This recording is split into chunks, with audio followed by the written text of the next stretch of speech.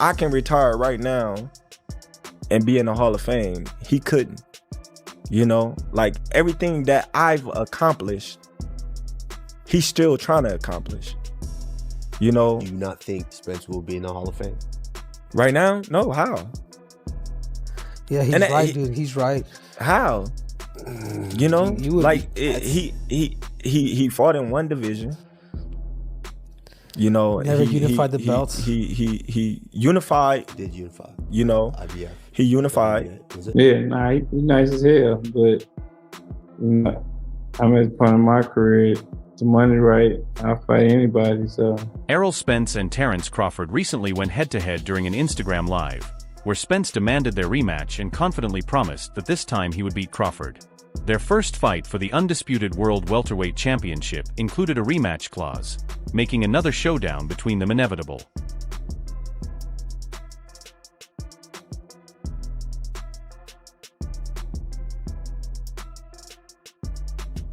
Unfortunately, Errol Spence didn't trigger the rematch clause in time, leaving Crawford with no choice but to move on. However, after a recent bold statement from Terence Crawford, Spence has suddenly fired back, ready to step into the spotlight once again. You know, he said the Jose Benavidez fight was probably the toughest fight of his career. And I think you said back in the day you had your way with him in sparring. Is there anything to take away from that or that you take away from it? nah, not at all. I mean, it was a good fight. We fought a one-legged Jose Benavidez, and it was the toughest fight of his career. That says a lot. What does it say? The former unified welterweight champion is now eager to return to the ring and redeem himself against the man who handed him a painful loss. But many boxing experts believe it's a risky move for Spence to jump straight into a fight with the more active Terence Crawford without taking a warm-up match first. Still, Spence remains focused on one thing only: defeating Crawford. I'm walking over my feet. You know, I want to get out the game. I got kids, got a mom and dad, and you know, they want to enjoy me. So the former world champion has regained his motivation after Crawford's recent remarks and believes that defeating him would secure his place in the Hall of Fame. However, concerns remain about Spence's current condition. Crawford dominated him in their last fight, and with Spence's long period of inactivity, many fear he might be in even worse shape now. This whole situation started when Terence "Bud" Crawford stated that he wasn't convinced Errol Spence Jr.'s career achievements were enough to earn him a spot in the International Boxing Hall of Fame. He did unify. You know, IBF. He unified. IBF, was it? He had three. Yeah, the WBC, he didn't unify all WBA, four. He wasn't IBF. undisputed. Huh? He wasn't undisputed. He wasn't. No, but what I'm saying is, they already called him a weight bully, right? He beat Kell Brook coming off of a loss, an eye injury. You know, he beat Sean Porter. In all fairness, he had to go over there to get that. he fought a one-legged Jose Benavidez. So what do you think it said? Well, what is Terence's best victory for you? Probably Gamboa. Why do you say that? Because I can't thank anybody else. Did you say Postal? Was it Postal? Gamboa. No. Recently, was there? Since his defeat to Crawford, Spence hasn't stepped into the ring.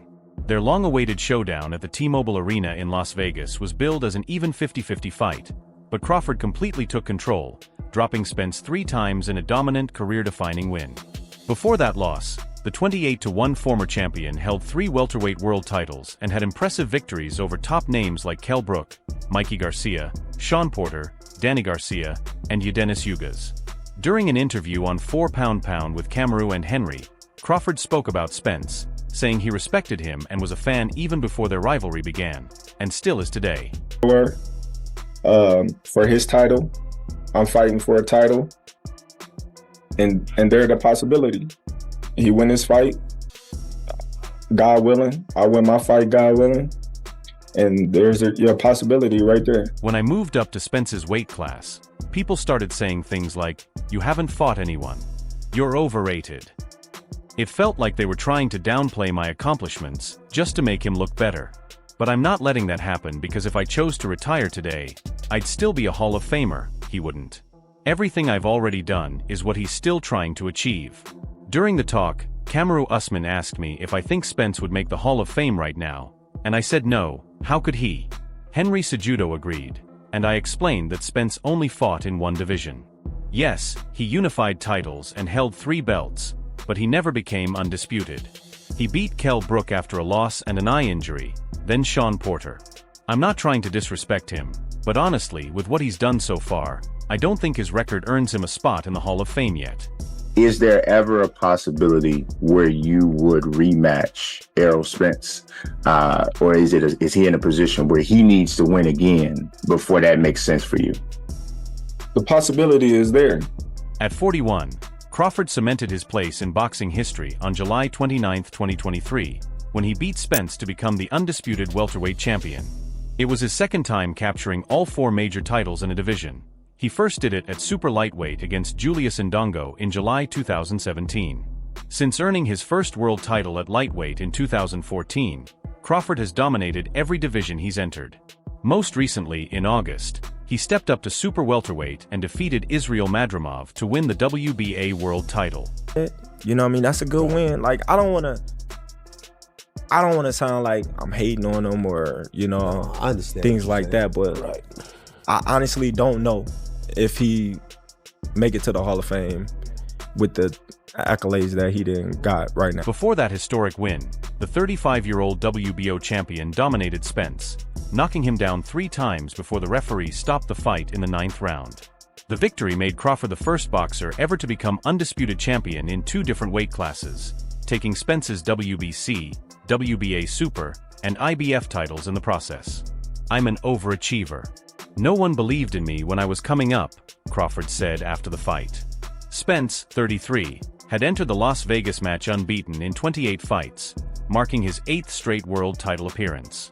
He looked good. He showed a lot of patience, showed a lot of poise, broke him down, and was able to stop him at the end. Everybody's wondering what's going on with you and Terence Crawford. This fight gonna happen? I think it's gonna happen. We both want to fight. I want to fight. He wants to fight. And, it's going down to negotiations, so I definitely... In his 18th straight championship fight, Crawford proved his status as one of the best boxers in the world, extending his unbeaten record to 40 wins at the T-Mobile Arena. It means everything because of who I won the belts from, he said. People doubted me, but I kept praying for the chance to show the world how great I am, and tonight I believe I did just that. Spence has the option to trigger an immediate rematch, and Crawford confirmed he's willing to face him again. This year, and we're going to square off this year with the biggest fight in boxing. It is the biggest fight in boxing. Where and when, if you were guessing? I don't know where, I don't know when, but it's definitely going to be this year. All right, we look forward to that. Thanks for taking the time, Errol.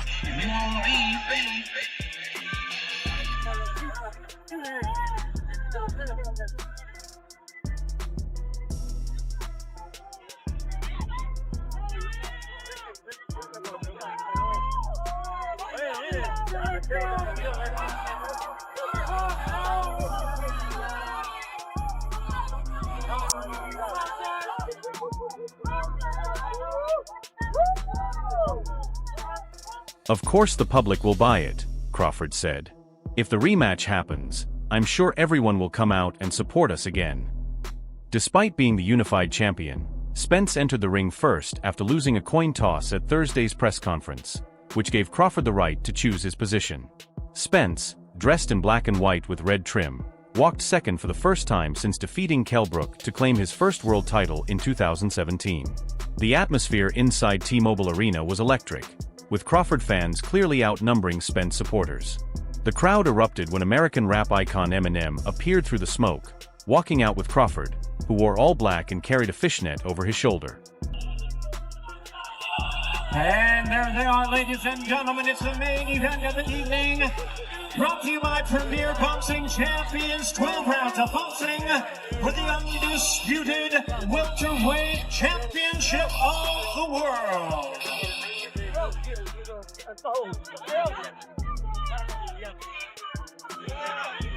Crawford took a moment to say a quick prayer before stepping into the ring, setting the stage for one of the most anticipated fights in boxing over the past 2 decades.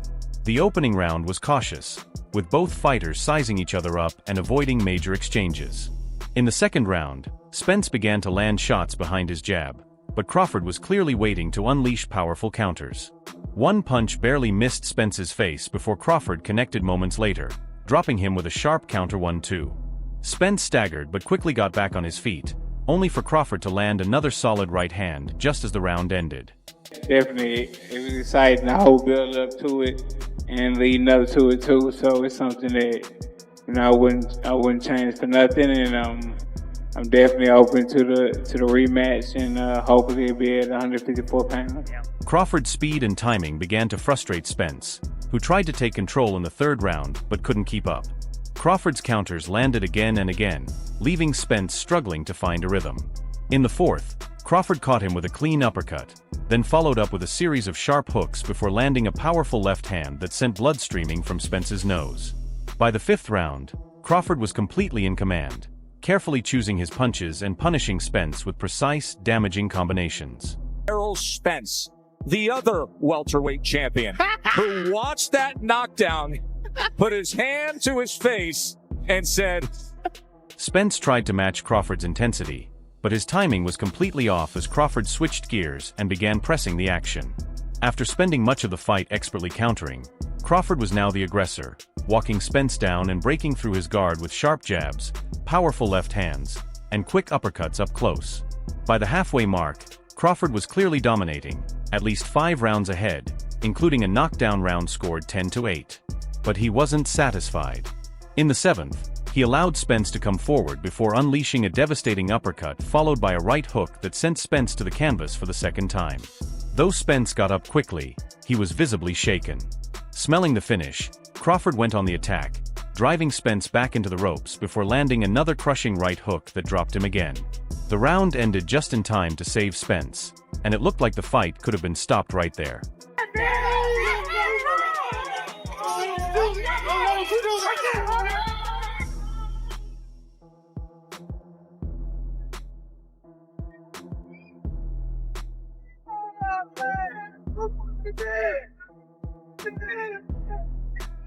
Still, Spence came out for the 8th round, hoping for one big shot to change everything. But Crawford was in full control, dominating behind his jab and outclassing Spence with sharp movement and speed. Spence's face was badly swollen on the left side, his punches losing strength, while Crawford's jab repeatedly snapped his head back. By the 9th, the fight had become one-sided.